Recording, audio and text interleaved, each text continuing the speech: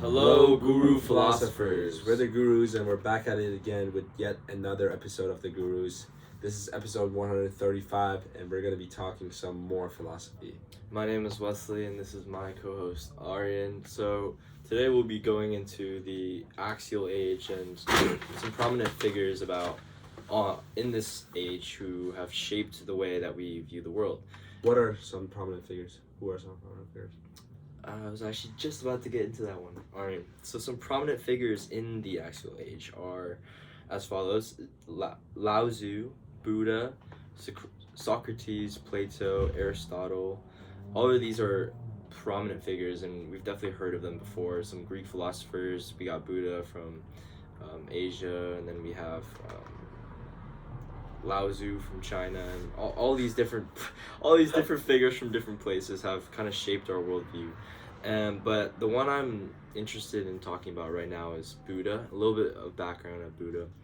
He was a sheltered sheltered man who didn't know the realities or the harshness of the world. He sort of just got protected from these things, and one day he randomly stumbled across the realities of the world, which kind of shocked him, and this caused him to want to go and find out the cause of why we do certain things, and he wanted to know why people die. That was his main question, but a lot of steps led to trying to find that answer, and this in turn just caused him to question some life philosophies. So my question for you, thoughts on Buddha?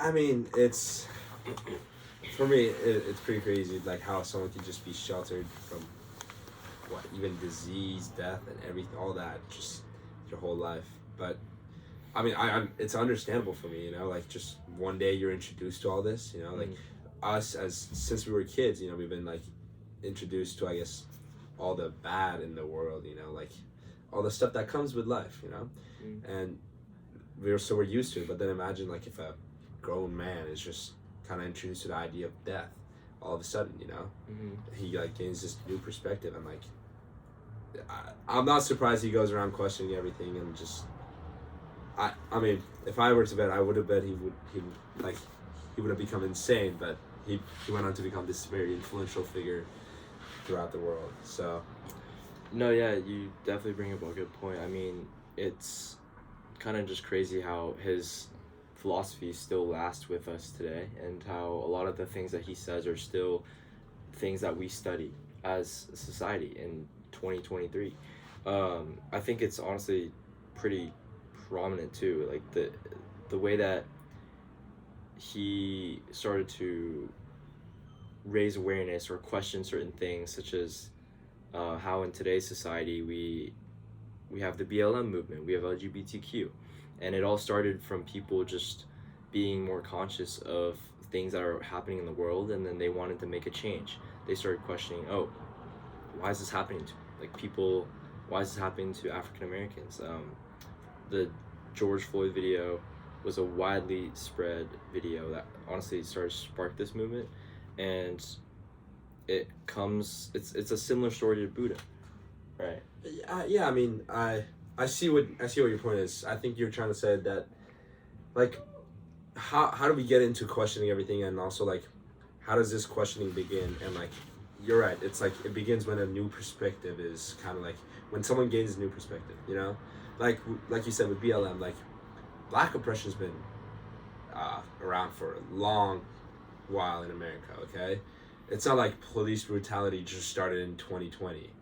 It's been around for a while, and it's what I think is just like with that video going viral, people of all people kind of getting this like new perspective on how African Americans are being treated in America, and that's when everyone starts questioning, is this how it's supposed to be? Like,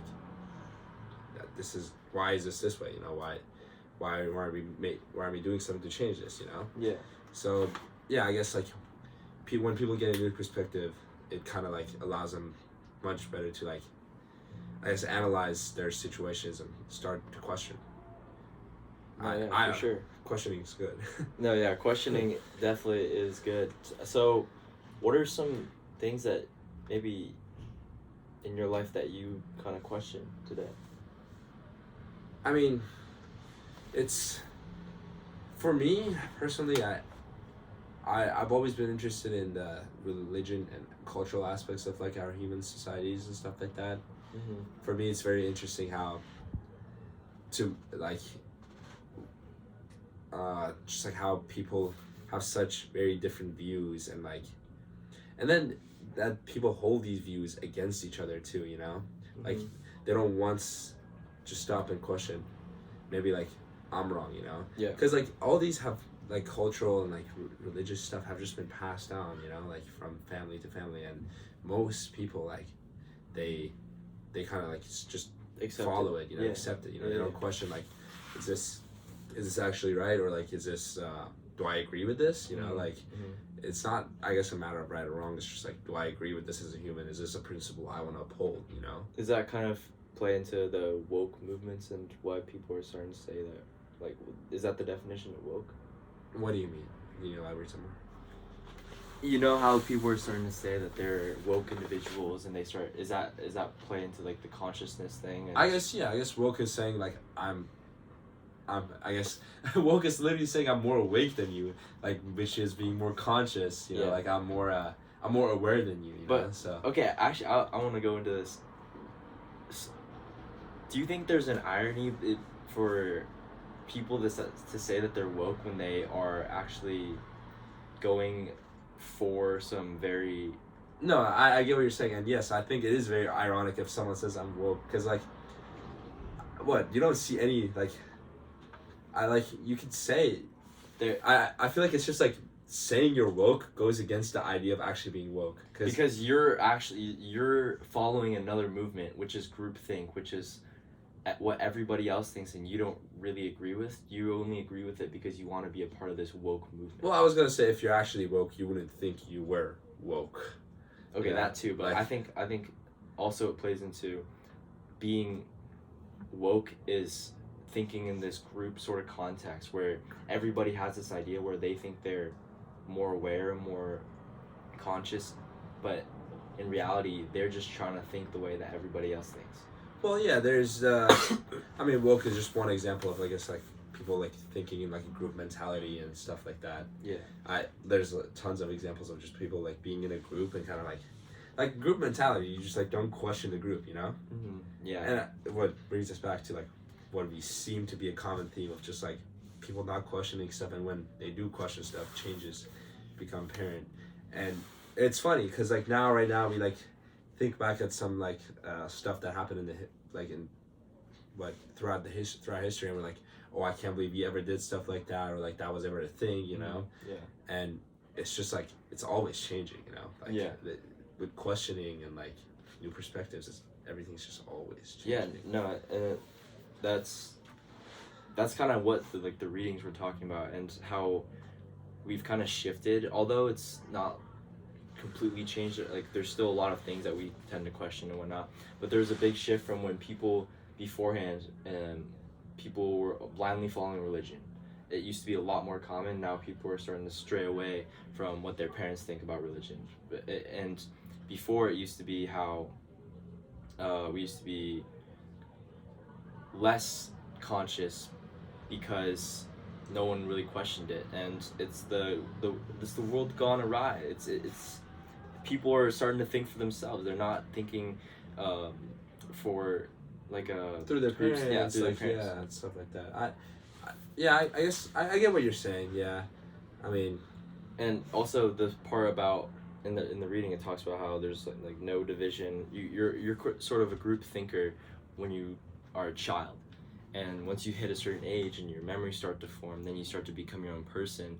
But at the same time, do you actually start to become your own person when those memories are forming? Because I feel like a lot of people, although technically you are becoming your own person, how much of your own person are you really becoming? Because those values that you think you're becoming separate from everybody else, you're just gaining from people who've already experienced it. You're like, I guess, like copying somehow in a sense. Exactly. You know, like, so how much of it is actually original consciousness? Well, I mean, I personally, I think like what that's just like being human, you know. You just like you're influenced by your surroundings, and that's why like if I were like if, if I was born and raised in California, it'd be different than what I like. I'd have different perspectives on life than what I do right now, you know. Like I just, I mean, it's not necessarily like I wouldn't want to say this is like a I guess you're right. Like it's like, are we all truly like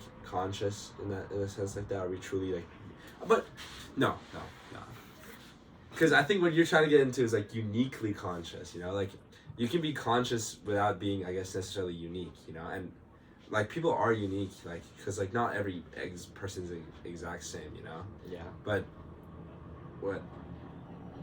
I guess I get what you're trying to say. Okay, leading it a little bit differently.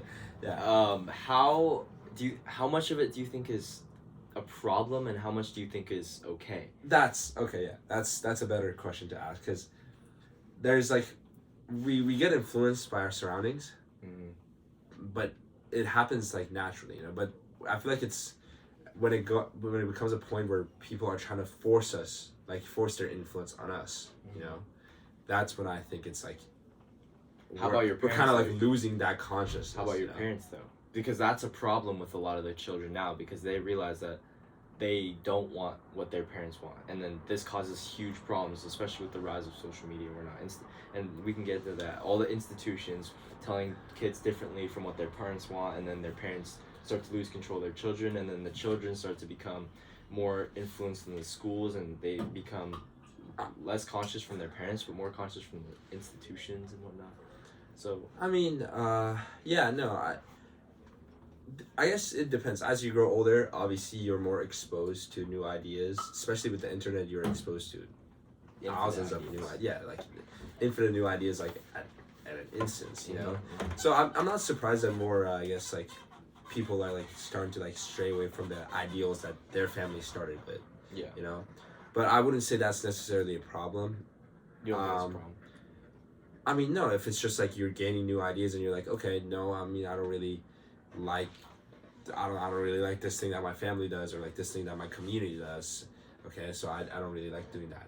But but going to what you were saying about institutions, you know, what say what? Okay, I think there's a fine line, because there's a line because what you're saying, that the children are starting to get new ideas from different places. Yeah. So first of all, it depends on where they're getting that from, because the parents most of the time want the best for the children. So if the children finds an idea from somewhere that it's not best for them, it doesn't come from that doesn't want their best interest, it could be a problem for that child. Well, okay, there's a fine line, as in what we were talking about, how gaining new perspectives helps us question everything. Helps us question, and that invokes change, okay?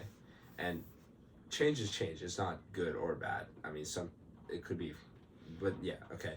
No, I'm going off topic. But there's a fine line. So I think when you, I guess, use the internet and like the social media and stuff to gain new perspectives, that's not necessarily a bad thing, okay? There's a line. That line is crossed when social media influences you, you know, like when it like influences you towards a certain thing, like it influences a whole community towards a certain thing. But for a child that isn't fully developed in their thinking, how would they distinguish between something that they just grasp as a new idea that they should take in versus how they grasp something that they shouldn't take in? They don't know that, and that's the problem.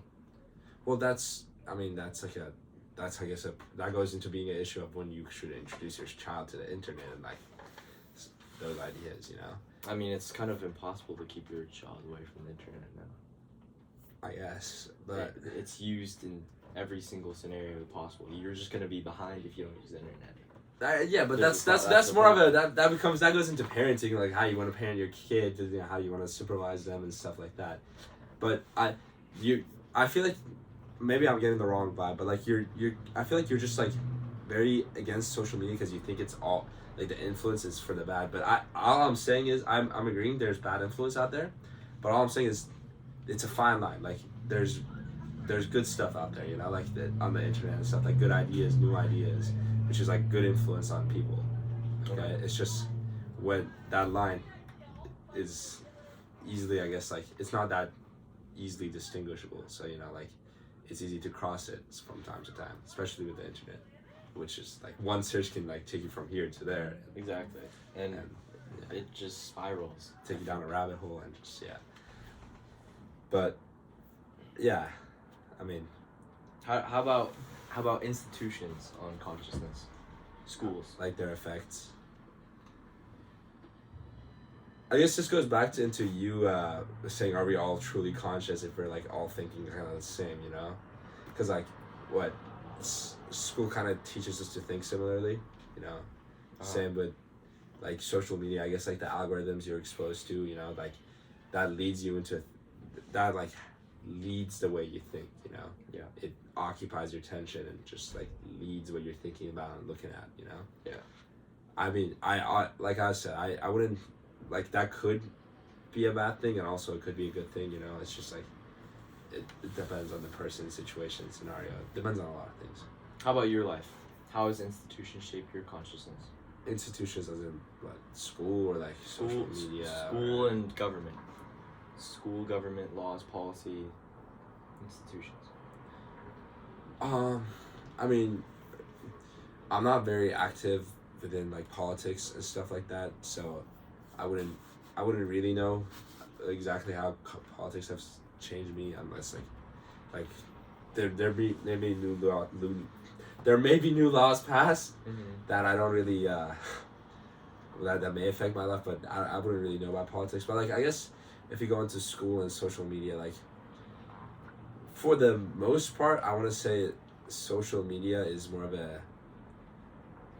it's like a bad thing for me currently, at this age I am. I feel like it can easily distract me towards like not wanting to follow my goals and stuff like that.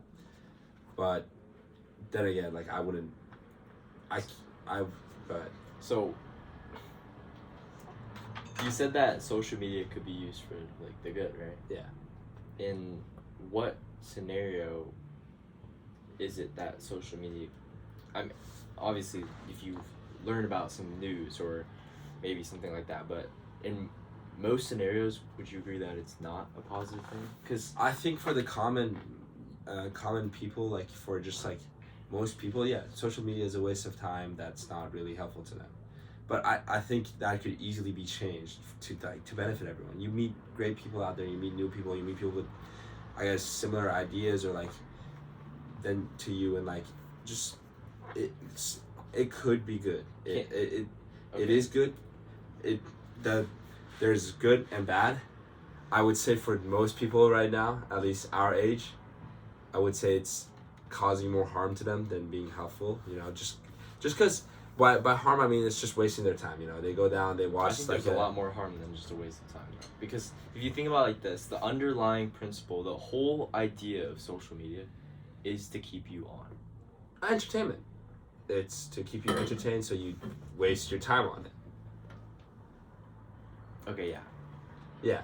So and then like it keeps like giving you like tiny releases of dopamine because like you see a funny video and then you just scroll down and another video is right there, so it's like kind of this like infinite loop, and then once you're done you're like what have I been doing, and then you feel bad, and then you go back to sleep, you're like, okay, new day, I'm about to start over, and then same thing happens. So doesn't that directly affects our consciousness? Then we become less conscious because all we consume is things that are not a part of our lives, but instead a part of whatever we think the world is trying to perceive. I guess yes, I see what you're saying. I guess you kind of just become a zombie at that point. Yeah, I would say that depends on your definition of consciousness, but yeah, I feel like if everyone's being influenced a certain way, then I guess you could say they're losing some of their like consciousness, some of their like unique self, if they're just like all consuming the exact same thing, So does this mean that social media is kind of bringing us backwards? Because the whole point of the birth of the individual consciousness and the whole movement of the axial age was to take us from religion and being forced on to think about what there is in a group setting compared to like what we think ourselves, and you have to like abide to like the religion or else you're gonna get exiled, like all this stuff, Christianity, blah blah blah. And so it took us from that to individual consciousness, where we think about things for ourselves. You start to question. You got Buddha. You have Aristotle. You have all these people who start to teach about self-thinking. And then now we're coming back to an age where social media brings us backwards because it controls us a little bit. It takes us less consciousness. And then it's more in the group think setting again. It's social media in itself can be maybe thought of as a religion. Yeah. I guess, yeah, no. So we're I see what you're saying. We're moving like backwards. Would you agree with that, or like what are your thoughts on that? I see your point. I see what you're saying. Because it's even more it's even more widespread. I mean, obviously there's other things in our life that are moving forward. It's like technological advancements. Yes, AI, yes. Yeah. These are all things that we're moving forward with. But for our own human minds, for human consciousness, are we moving forward? Okay, I guess this is where we like have to differentiate between tech and just like purely social media platforms like Instagram, Snapchat, WhatsApp, and stuff like that. So are you solely talking if those social media platforms are taking us kind of back in time, kind of like reversing out? That's pretty all social media. What social media isn't taking us back in time? No, okay, no, I want to say like we're distinguishing social media from technology. Yes, like, social media is what you would define as social media. Snapchat. Yeah. Okay. Whatever on App Store is classified as social media. Like that works. On App Store. I guess, but also, you guys, would you say being united, in a sense, is losing some consciousness? But how united are you actually getting? No. How do you think? I'm talking about like, let's say like people, like in the same country who have the same ideals. Would you say they're, I guess, less conscious than a country where people have like constant different clashing ideals, and like I don't want to say like there's problems in either country, you know, let's say they're both perfectly fine countries, but one country like they all like are united and they all like kind of like think very similarly in like the aspects like how they approach problems. Is that I don't want to real, say though? that there's no uniqueness, huh? Is that real though? Because if you think about it, what country ever has No. I'm asking this like it's a hypothetical. I want to see like I want to see if you're if you think like being united makes you less conscious than being, I guess, like No, I don't think it's not the uniting factor that is being less conscious. It's the fact that you're thinking a certain way because you want to be united, not because of you have the same ideas as other people. There's a distinction. I see. No, so like people like in social media, people like go on like they see something and they're like, they feel like they're different or they feel like they're left out, but they want to conform. You know, they want to be united. Exactly. So they change the way they are. Yeah. Into this. And but they don't do it consciously. They do it unconsciously because that's the type it's of like long exposure, you know. Yeah, like, long exposure. So it's been forced. It's been fed into them. Yeah, I guess I could see how social. I don't want to say social media is making us go backwards. What is making you hesitant of coming to that? Because I feel like there's so much there's good. Let me hear about your good outcomes of social media. What are the good outcomes that you're referring to? I feel like people can be other than the uniting factor, because we kind of touched on that. Right? Just like we said, introduced to new ideals. You know, how those new ideals turn into new perspectives, and those new perspectives turn into questions, and those questions turn into change. You know, like if there's people like if we're the way you're leading it is like you're saying soon, like kind of like people will like these institutions will like change it and like will kind of like make us all into like one. Everyone make all of us into this one entity, you know, okay, but like not a good entity. But like the way I think about it is like if like a whole lot of people are like consuming media, okay, but like it's different ideals, and you're learning about different cultures, you're learning about like just different opinions, you know. Those can make you more open-minded and like make you question stuff and like start to kind of like believe less strongly in what you believe in, you know. Is that a good thing though? You believing less in And the things that you've originally believed in, like you're just believing them less and less. You're being more skeptical as a human being. I think being. No, I guess it's not about being skeptical. It's about being more open minded. Because like, I feel like a lot of people just believe in stuff so strongly that it's like more of an arrogant thing. And I don't. Then that's where I think it's okay to lose a little bit. At the same time, though, the whole point of social media, the way that people keep you on, the way that these platforms keep you on in the first place, is by feeding you information that you want to see. Barely do you ever see new information or new ideals, because that's the whole point of social media. Well, that's kind of where algorithms go. For example, if you're like a Republican on TikTok, you'll be fed Republican ideals until the day you delete that app. So you're just gonna keep being more and more. So it's kind of opposite of what you're saying, because you said it opens. But your mind to more ideals. I'm saying. I guess the underlying principle, if you think about it, like, oh yes, you're exposed to more stuff theoretically, but does it actually happen? That's the thing. I feel like it should be that way though, and it could be. But it's not, and there's no change that's going to be sought toward. There's no. But it's possible. It's not like I feel like it's impossible, because at the stage we're at right now, social media these apps are controlled by stakeholders. How do stakeholders make money? They get more attention. How do people get more attention? They get what they want, and the people only want to see what they want to see. If you start to make social media a widespread platform where they see different ideals every single day, they're not going to use it as much. They're going to drive down the engagement, less money, less revenue. Stakeholders aren't happy. Ultimately, social media will not be as big as it is today. Well, I see your point. I want to argue it, but I need to articulate my words better, because I want to say like